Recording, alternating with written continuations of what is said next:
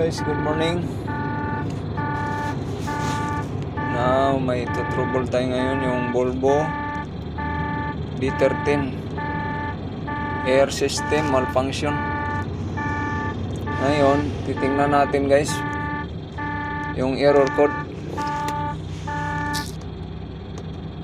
Dito tayo sa diagnostic.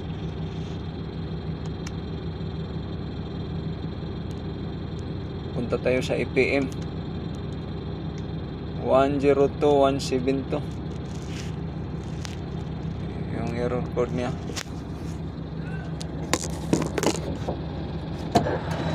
Sambil sa kuha kanang dili bila purahan kay naman di ang truck. Nanay ko na kung light down. Iyan na kasi siya ka.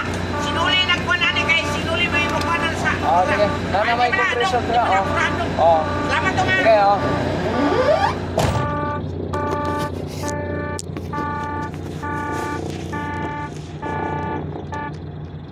Pag ganitong code guys, kailangan nyo nang kuha nito, walang remedy. Kailangan na palitan nyo ng EPM assembly. Kasi ang problema nito yung valve pressure limiter naka-open. Nasa loob ng ilalim ng air dryer. Yung parang yan nagsusupply ng kuan circuit valve. Bago pumunta ng circuit valve, dadaan muna sa kuan pressure limiter valve. So nasa loob ng air dryer yan. So magpalit na kayo ng assembly para ma-solve yung problema. Okay guys, thank you for I share this